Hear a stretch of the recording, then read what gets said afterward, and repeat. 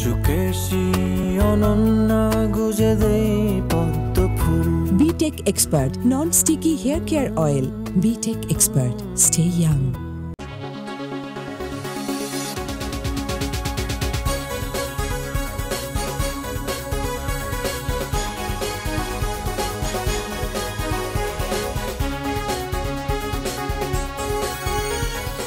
প্রিয় দর্শক, আপনাদের সবাইকে সাদর আমন্ত্রণ জানাচ্ছি BTech expert hair care oil আমার আমি সারিকা। বাংলাদেশের জাতীয় খেলা হাডুডু, কিন্তু বাংলাদেশে আরেকটা খেলা আছে যেটা বাংলাদেশকে আন্তর্জাতিক পর্যায়ে একটা আলাদা সম্মান এনে দিয়েছে। তাই তো বাঙালির আবেগ এবং ভালোবাসার অপর নাম ক্রিকেট। মাঠে 11 জন খেললেও সাথে থাকে গোটা দেশের মানুষের ভালোবাসা। আমাদের আজকের অতিথি বাংলাদেশ ক্রিকেট দলের সাবেক অধিনায়ক খালেদ মাসুদ পাইলট। কেমন আছেন ভাইয়া? আলহামদুলিল্লাহ আমি ভালো। আপনি কেমন আছেন? আমি ভীষণ ভালো আছি। আপনার সাথে বহুত বছর পরে দেখা হলো, অনেকদিন পর। এবং we are actually very much honored যে আপনি আসলে সময় বের করে আমাদেরকে সময় দিয়েছেন। কি বলেন? হ্যাঁ। প্রথমে জানতে চাইবো যে কেমন আছেন? আলহামদুলিল্লাহ ভালো আছি, এবং খেলাধুলার জগতে আছি, অনেক কাজ নিয়ে ব্যস্ত। খেলাধুলার সময় তো শুধু খেলাধুলাই করতাম, বাট খেলাধুলার পরে আমার মনে হয় যে অনেক কাজের সাথে ইনভলভ হয়ে আছি। সেটা কিরকম আমাদের সাথে কি কিছু শেয়ার করা? আমি আমার অনেক ভালো লাগা জিনিসগুলোর সাথে ইনভলভ। আমি আসলে বেসিক্যালি যা ভালো লাগে সেগুলো নিয়ে কাজ করি। যেমন আমার ক্রিকেট একাডেমি আছে, 7টা ক্রিকেট একাডেমি বিভিন্ন ডিস্ট্রিক্টে, যেমন রাজশাহী, যশোর, চাঁদপুর, বিভিন্ন জায়গায় 7টা ক্রিকেট একাডেমি দেখাশোনা করি। প্লাস আমি একটা জব করি আকিজ গ্রুপে। জি, আকিজ ভেঞ্চারে। আর আমার একটা রেস্টুরেন্ট আছে রাজশাহীতে, নদীর পাড়ে, নাম নঙ্গর। আর একটা ফার্ম হাউস আছে আমার কাকনে, রাজশাহী শহর থেকে 27 কিলো দূরে। তাছাড়া এমনি বিভিন্ন ইভেন্টসের সাথে ইনভলভ থাকি, আরও কিছু আছে, বিজনেস আছে কিছু। মানে এখন মাল্টিটাস্কার হয়ে গেছে একদম বিষয়টা। ভালো লাগে, এনজয় করি। আমি কাজ পছন্দ করি basically, not only for money. আমি কাজ পছন্দ করি ম্যাক্সিমাম। কত বেশি কাজ করা যায়, নিজেকে কত ব্যস্ত রাখা যায়। আর ব্যস্ত থাকলে ভালো লাগে, দুটো জিনিস ভালো লাগে। একটা হচ্ছে যে ধরেন আল্লাহ তাআলা তো, আমি একটা বিশ্বাস করি যে আমাদের সবাইকেই তো, আমি বিশেষ করে খেলাধুলা করে এটা আর্ন করেছি, সম্মান পেয়েছি। বাট আমি এটা নিয়ে যদি ঘরে বসে থাকি তাহলে আমি মানুষের জন্য কিছু করতে পারবো না। বরঞ্চ আমি যদি যত বেশি কাজ করব তার যদি 20% আমি মানুষের জন্য করি, সেটা অনেক মানুষের জন্য করতে পারবো। তো ঘরে বসে থাকার চাইতে আমি যদি বেশি পরিমাণ কাজ করি তত বেশি পরিমাণ আমি হেল্প করতে পারবো, সেটাতে বিশ্বাসী। Wow, amazing. এটা অ্যাকচুয়ালি ভেরি মাচ ট্রু। মানে এই কথাটা আসলে মানে খুবই আপনি লাইটলি বললেন, বাট এই কথাটার রুটটা কিন্তু আসলে অনেক ডিপ। হ্যাঁ, মানে নিজের জন্য শুধু করলে হবে না, আমার কাছে মনে হয় যে মানুষের জন্য কিছু করতে হবে। যে আমার যে এনার্জি আছে, হয়তো অন্য একটা মানুষকে ওই এনার্জিটা দেয় নাই, বা অনেকে হয়তো জন্মগতভাবে হয়তো ওই সুবিধাটা পাচ্ছে না, বাট আমার যতটুকু ম্যাক্সিমাম আছে, আপনাকে যে প্ল্যাটফর্মটা অলরেডি করে দিয়েছে, বা আপনি নিজের মানে ট্যালেন্টের উপর এবং নিজের হার্ড ওয়ার্ক দিয়ে আসলে যে জায়গাটা আপনি অর্জন করেছেন, সেটাকে আসলে ক্যারি অন করার জন্য পরবর্তীর হার্ড ওয়ার্কটাও আসলে ইম্পর্টেন্ট। অবশ্যই। আমি মনে করি ধরেন আমাদের তো ধরেন এক একজনকে আল্লাহ তাআলা এক এক রকম ভাবে তৈরি করেছেন, সবাইকে হয়তো সবকিছু দেয় নাই। ট্যালেন্ট সবারই আছে, বিভিন্ন জায়গায় বিভিন্ন মানুষের বিভিন্ন জায়গায় ট্যালেন্ট আছে। সবচেয়ে বড় প্রবলেম হচ্ছে আমাদের দেশে ট্যালেন্ট ইউজ করার আসলে জায়গা থাকে না।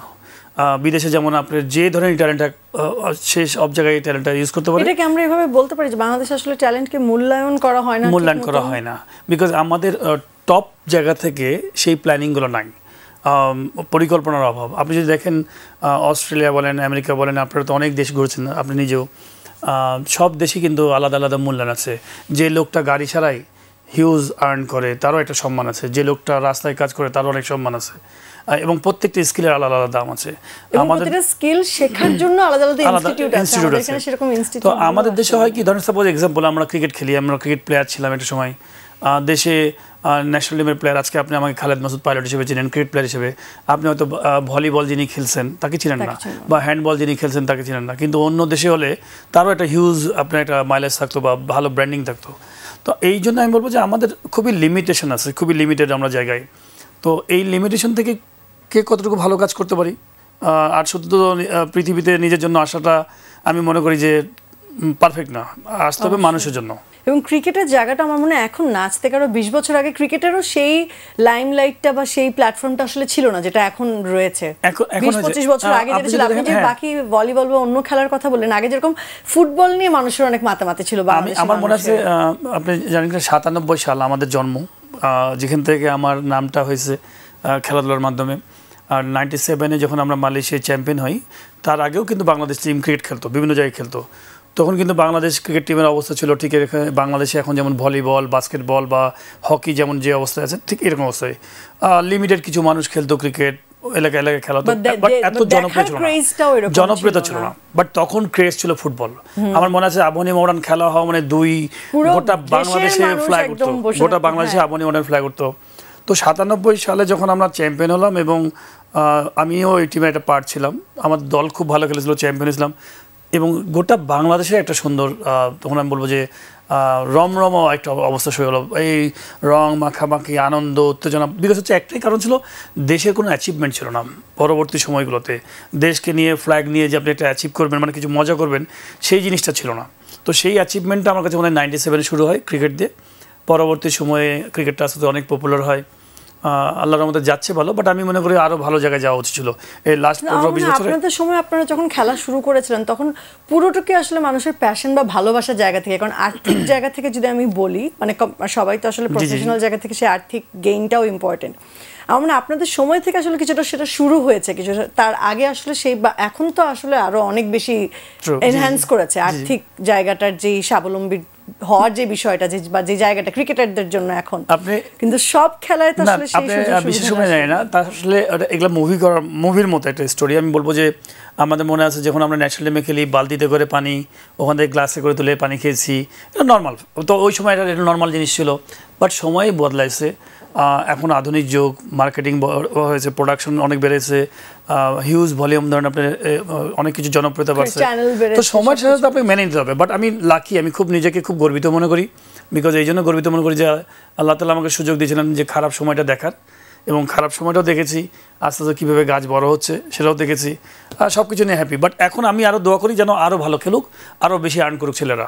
অবশ্যই। কিন্তু আমি যদি একটু জানতে চাই যে আপনারা যখন খেলেছেন তখনকার থেকে এখনকার প্রেক্ষাপটে আসলে সার্বিক অবস্থাটা, পরিস্থিতিটা কি বাংলাদেশ ক্রিকেট দলের? আমার কাছে যদি বলেন যে অ্যানালিসিস করেন, আমি বলবো যে 2000 সালের আমরা যখন টেস্ট স্ট্যাটাসটা পাই, তার আগে 97 সাল, তো অলমোস্ট 28 বছর হয়ে গেছে আমাদের। তো এই 28 বছরে যে গ্রোথটা হওয়ার উচিত ছিল, 2005-06 দিকে আমাদের সাকিব তামিমরা আসলো, মুশফিকরা আসলো, তারা আস্তে আস্তে করে আমাদেরকে বিট করে আসলো। মানে আমরা যে জেনারেশন ছিলাম, আমরা আকরাম ভাইদেরকে, নান্নু ভাই, বুলবুল ভাই তাদেরকে সাথে খেলেছি, আমরা আসছি, আবার তারা আস্তে আস্তে বিদায় নিয়েছেন। জেনারেশন বাই জেনারেশন তো আসে এবং যায়। পরবর্তী সময়ে মাশরাফিরা আসলো, সবাই তামিম সাকিবরা আসলেন, তারা আমাদের মতো প্লেয়ারদেরকে অনেককে বিট করে আসছেন। তার পরবর্তী সময়ে আমার কাছে মনে হয় বিট করে আর আসে নাই। এই যেমন দেখবেন যে তামিমকে বিট করার মতো এখনও, সাকিবকে বিট করার মতো এখনও প্লেয়ার তৈরি হয় নাই। তো তার মানে ইমপ্রুভমেন্ট নাই। প্রবলেম হচ্ছে আমাদের পরিকল্পনার অভাব। একটা ছেলে যে জেলাতে বিভিন্ন রকম ম্যাচ খেলবে, বিভিন্ন জায়গায় থেকে বড় হয়ে উঠবে, ধরেন সাপোজ আপনি নাটক করেন, তো আপনি মেন স্টেজে এসে নাটক করছেন, টিভিতে এসে, ওইটা এক ধরনের নাটক হবে। আর জন্মগত থেকে যদি আপনি ক্লাস 2 থেকে যদি নাটকের মঞ্চে যদি শুরু করতেন, তো আপনি নাটক করাটা যে কোনো স্টেজের জন্য আপনি খুব সহজ হতো। তো আমাদের ছেলেরা ইদানিং কিন্তু ম্যাচের সংখ্যাটা খুব কম, ডোমেস্টিকে খেলাই হয় না। আমাদের জেলা পর্যায়ে প্র্যাকটিসের জায়গাটাও আসলে তো অনেক ফ্যাসিলিটি অনেক কম ওই সব জায়গাতে, শুধু ন্যাশনাল টিমে ফ্যাসিলিটিস আছে। আসলে এটার প্রবলেমটা আসলে রুটে, মানে শুধু আপার লেভেলে যে প্রবলেম সলভ করতে আসলে লাভ নেই যদি আসলে গোড়ায় প্রবলেমটা থাকে। আমরা এটা নিয়ে আরেকটু বিস্তারিত আলাপ করবো, কিন্তু তার আগে নেব ছোট একটা বিরতি। দর্শক, ফিরছি বিরতির পর। আমার মনে হয় সমাজ চেঞ্জ করা কঠিন না, যদি আমরা সবাই মিলে চিন্তা করি। দেশটা আসলে চেঞ্জ করতে হলে নিজেকে ভালো হতে হবে।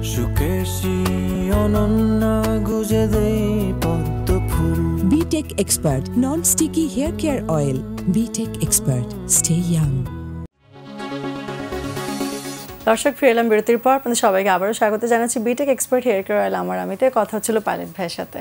হ্যাঁ, যাওয়ার আগে আমরা আসলে খুব গুরুত্বপূর্ণ একটা বিষয় নিয়ে কথা বলছিলাম, যে বাংলাদেশ ক্রিকেট টিমে যেটা আপনি বলছেন যে সব রকম ফ্যাসিলিটিস সবকিছু প্রোভাইড করা হচ্ছে, বাট একদমই আপার লেভেলে, সেটা টপ লেভেলে, যে সেটা ন্যাশনাল টিমে, সেখানে আসলে প্লেয়ার্সরা অটোমেটিক্যালি ক্রিম, সেখানে আসলে এটার প্রোভাইড করাটা বা বেস্ট কোচটা বেস্ট সবকিছু পাচ্ছে, সেখানে আসলে প্রয়োজন থাকলেও মেইন প্রয়োজনটা আসলে একদম স্টার্টিং এর জায়গাটা, যে এই বাচ্চাটা আসলে দরকার ভবিষ্যতের একজন সাকিব আল হাসান বা ভবিষ্যতের একজন তামিম ইকবাল হয়ে ওঠার জন্য, আসলে তার যে সাপ্লাইজ গুলো দরকার সেই জায়গায় আসলে ঘাটতিটা রয়েছে। এটা আসলে সলিউশনটা কি হতে পারে, যতক্ষণ পর্যন্ত রিসোর্সেস কি আছে? আমরা কিন্তু অনুভব করি যে আমাদের যুব সমাজগুলো কেমন হওয়া উচিত, শুধু পড়ালেখা করছি কিন্তু প্র্যাকটিক্যাল কিছু নলেজ হচ্ছে না।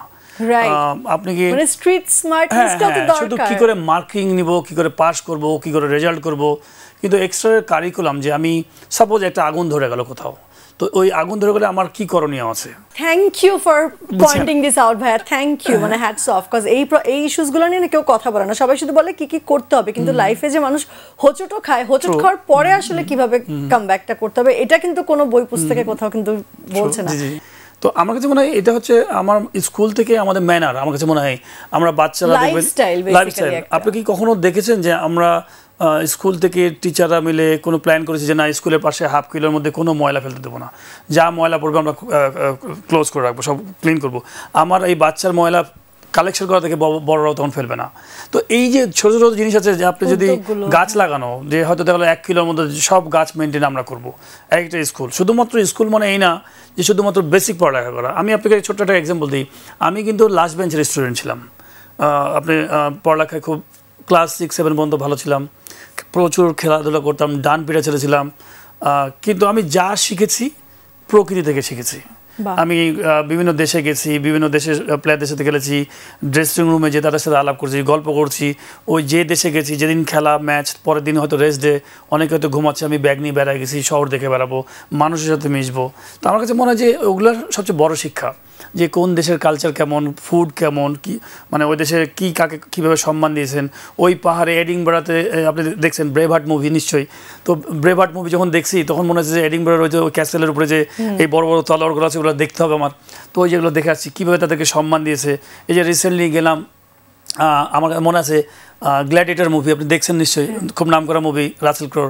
তো তখন থেকে যখন মুভিটা দেখি তখন থেকে এই যে রোমের ওই যে স্টেডিয়ামে যেটাতে হতো, হ্যাঁ ক্লোসেনটা, তো তখন তো আমার ইচ্ছা ছিল যে আমি সুযোগ পেলে ওখানে যাবো, ওটা দেখবো।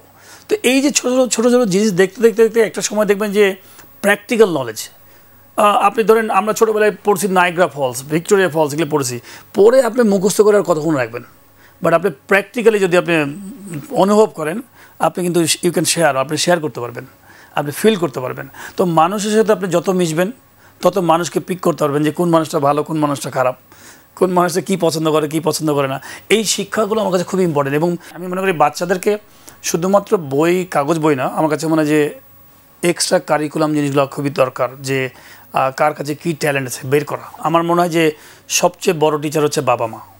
আপনি যদি আমি খেলাধুলা করেছি বিকজ আমার প্লেয়িং ব্যাকগ্রাউন্ডের আগে আমার বাবা ছিলেন স্পোর্টসম্যান, আমার জন্য খুব সহজে গেছে যেহেতু আমি ওই জিনটা পেয়েছি। তো আমি মনে করি যে সবচেয়ে বড় শিক্ষক হচ্ছে বাবা মা। বাবা মাকে, অনেক বাবা মা আছে আল্লাহ কি যারা হয়তো ম্যানারটা না শিখেই বড় হয়েছেন, অনেক কিছু না জেনেই বড় হয়েছেন, তাদের হয়তো দুর্বলতা ছিল, হয়তো এমন একটা শহরে এমন একটা জায়গায় ছিল, বাট সোশ্যাল মিডিয়াতে এমন কিছু পজিটিভ মেসেজগুলো যদি নিয়ে আসা যেত যে বাবা মারা দেখে তার ছেলে মেয়েকে ওইভাবে টার্ন করাবে, আমার মনে হয় সমাজ চেঞ্জ করা কঠিন না যদি আমরা সবাই মিলে চিন্তা করি।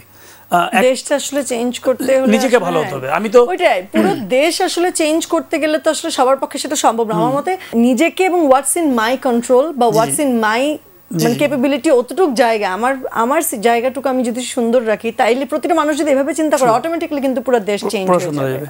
আপনি ছোট একটা এক্সাম্পল দিই, ধরেন আমরা ঢাকা শহরে যত কোটি মানুষ আছি সবাই একটা করে ময়লা ফেলছি, আমরা ধরেন এক্সাম্পল সারাদিনে একটা করে ময়লা ফেলছি, তাহলে কত ময়লা ফেলছি এবং এর জন্য কত হাজার হাজার কর্মী হয়তো নিয়োজিত আছে যারা ক্লিন করছে।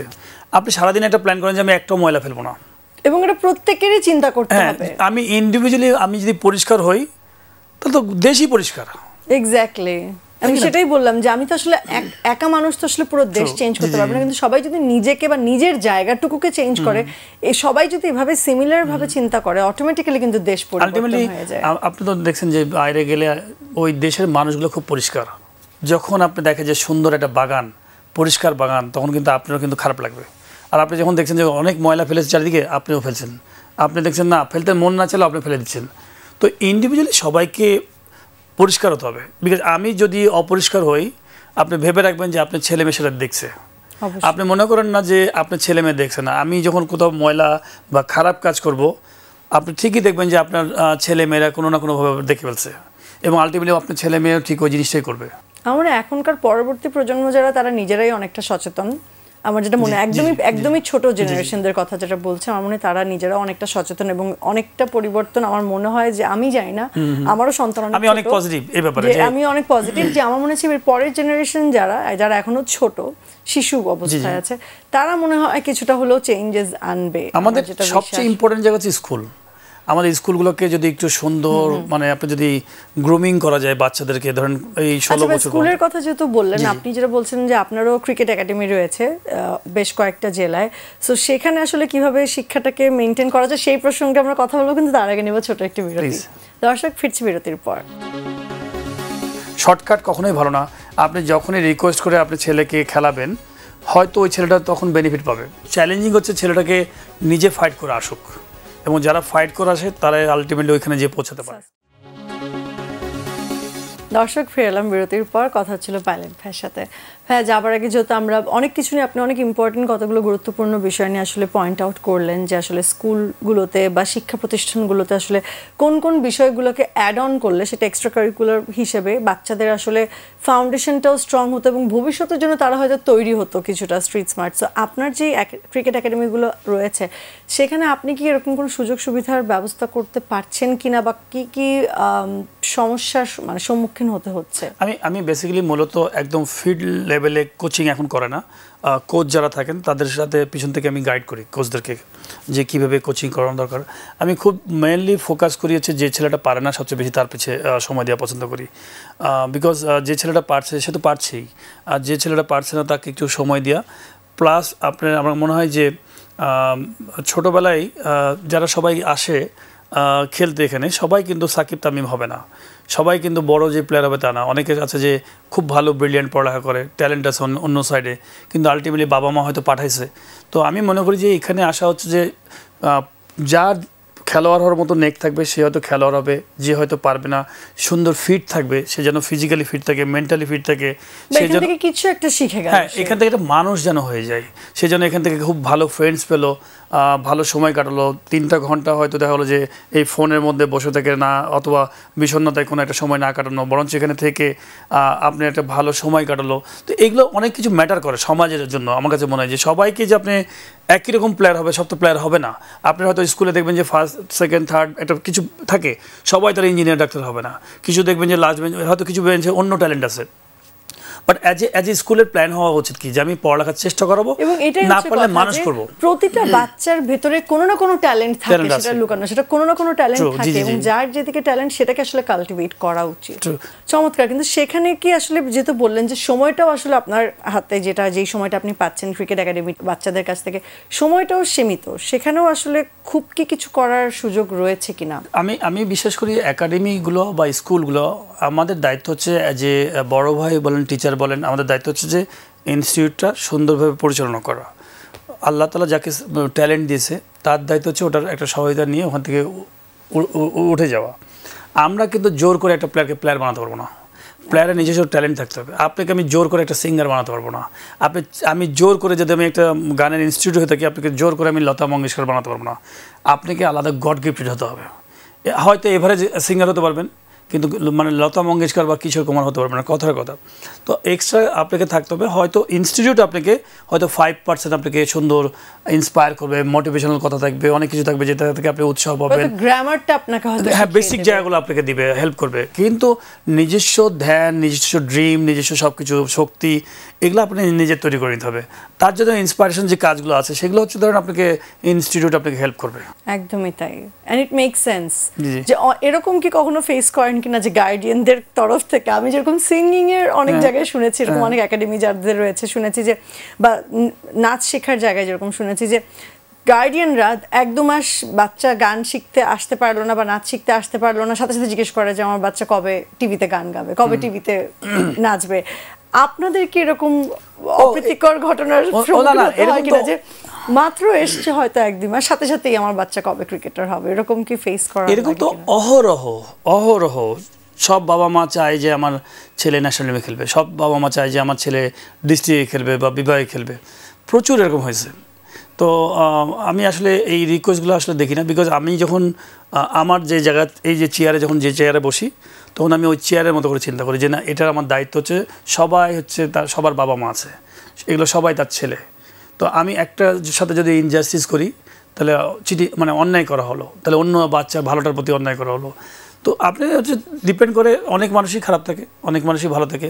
বিবেক খুবই ইম্পর্টেন্ট যে আপনি নিজেকে কোন জায়গায় রাখতে চান, নীতিবান রাখতে চান কিনা, ভালো জায়গায় রাখতে চান কিনা। যেমন সাপোজ এক্সাম্পল আমি কথা বলি, আমি একটা সময় রাজশাহী ডিভিশন টিমে খেলতাম এবং সেই ডিভিশন টিম পরপর 4 বার চ্যাম্পিয়ন হয়। টিম কিন্তু খুব নাম করা টিম ছিল না, কিন্তু আমার টিমটা খুবই মানে এনার্জেটিক ছিল এবং ম্যাচ জিতে যেতে একটা হ্যাবিট হয়েছে না, যে জিতা শিখে যাই, মানে না আমি জিতবো, ওই জিনিসটা তৈরি হয়ে গেছিলো।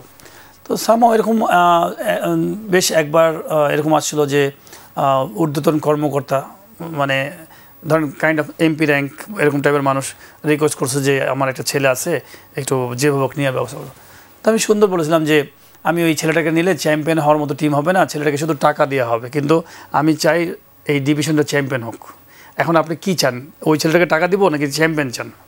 তো উনি কথাটা বুঝতে পেরে বলছে ঠিক আছে বাবা, আমি আর বলবো না, তুমি তোমার মতো চালাও। তো এগুলো হচ্ছে বলার ব্যাপার। আপনি যদি সুন্দর মতো কথা বলতে পারেন, গার্ডিয়ানকে বোঝাতে পারেন, আমার মনে হয় গার্ডিয়ানরা বুঝতে পারেন। অনেক গার্ডিয়ান আছে হয়তো বোঝে না, শর্টকাট কখনোই ভালো না।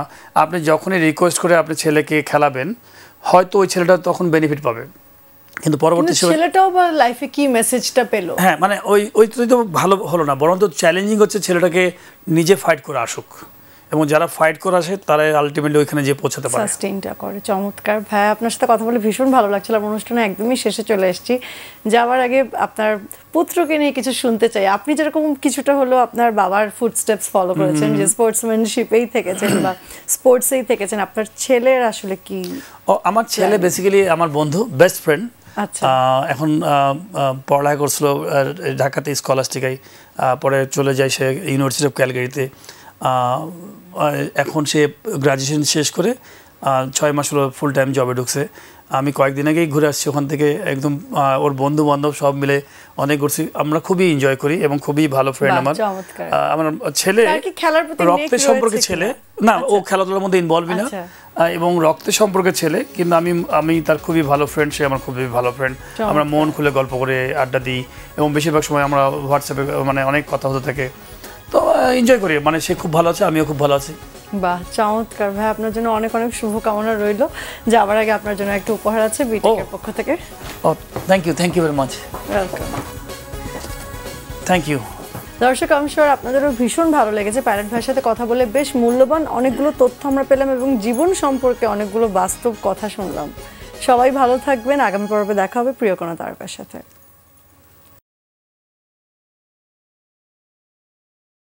সুকেশী অনন্যা গুজে দেই পদ্ম ফুল। BTech Expert Non-Sticky Hair Care Oil. BTech Expert. Stay young.